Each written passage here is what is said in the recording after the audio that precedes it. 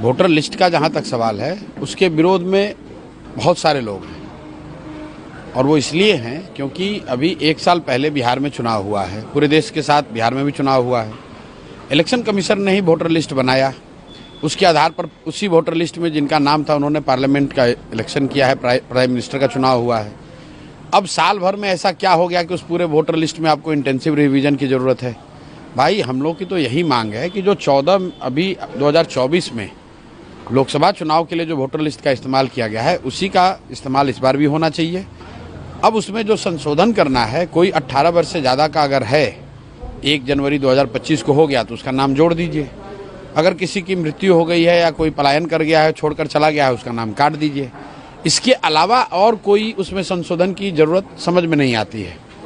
और अगर कोई ये कह रहा है कि भाई संशोधन इसलिए होना चाहिए कि कोई बाहर का आदमी आ गया है, घुसपैठिया आ गया है, तो मेरे भाई पिछले 1 साल से बिहार में तो एनडीए की ही सरकार है। तो क्या ये स्वीकार कर रहे हैं कि इनके सरकार के रहते हुए घुसपैठिए बाहर से आकर यहाँ बिहार में रह रहे हैं? बाहर से लोग आ गए, रिफ्यूजी आ गए, शरणार्थी आ गए, आतंकवादी आ गए, कौन आ गया? और आया तो क्या यहाँ बिहार सरकार सो रही है? बीजेपी वाले जो ऐसे बेवकूफ लोग हैं, अरे भाई, अगर घुसपैठिए बिहार में आ गए तो सरकार तुम चला रहे हो, तो घुसपैठियों को क्यों नहीं पकड़ा? तो घुसपैठियों को क्या बीजेपी वाले बिहार में लेकर आए हैं? 50 लाख बिहार के बच्चे जो बाहर मजदूरी कर रहे हैं, क्या वो बिहार के लिए घुसपैठिए हैं? उनको मत का अधिकार होना चाहिए कि नहीं होना चाहिए? अगर कोई आदमी यहाँ से जाकर गुजरात में, महाराष्ट्र में नौकरी मजदूरी कर रहा है और चुनाव के समय में आकर यहाँ वोट करना चाहता है, तो उसको मत का अधिकार होना चाहिए कि नहीं होना चाहिए? तो क्या इलेक्शन कमीशन ये मान रहा है कि अभी जो 2024 में लोकसभा का चुनाव हुआ वो शुद्ध मतदाता सूची से चुनाव नहीं हुआ था? क्या इस देश का पार्लियामेंट और प्रधानमंत्री का चुनाव अशुद्ध मतदाता सूची के द्वारा किया गया है? पहले इलेक्शन कमीशन ये स्वीकार करे कि जो 24 का मतदाता सूची था वो शुद्ध नहीं था।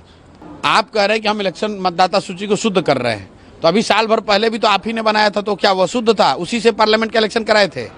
और अगर वो अशुद्धता आ गई लोकसभा इलेक्शन के बाद, तो अशुद्धता क्या है कि लास्ट के 2 महीने में अब चुनाव होना है, तो इलेक्शन कमीशन कह रहा है कि हम नया इलेक्टोरल रोल बनाएंगे। आप बताइए कि 50 लाख से ज़्यादा बिहार के लड़के, बिहार के युवा जो बाहर मजदूरी करते हैं, रोजी रोजगार करते हैं, वो तो दिवाली छठ में आएंगे, वो कैसे फॉर्म भरेंगे?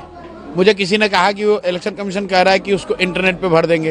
अरे भाई, जो मजदूरी कर रहा है कोयम्बटूर में, जो मजदूरी कर रहा है सूरत की फैक्ट्रियों में, वो बेचारा कहाँ से समय निकालेगा, कैसे इंटरनेट पे इसको भरेगा? तो ये इसका बिल्कुल हम लोग विरोध करते हैं।